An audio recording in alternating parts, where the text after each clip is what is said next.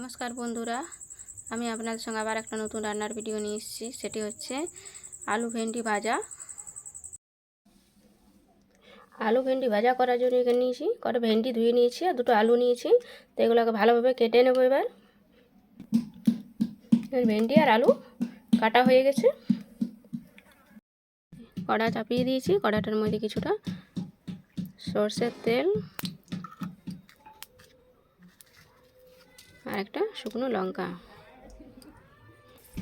এবার এর মধ্যে দিয়ে দেবো আলু আর ভেন্ডিটা।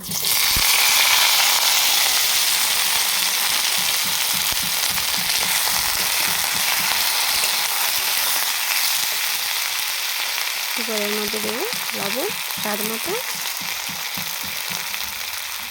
আর অল্প হলুদ গুঁড়ো।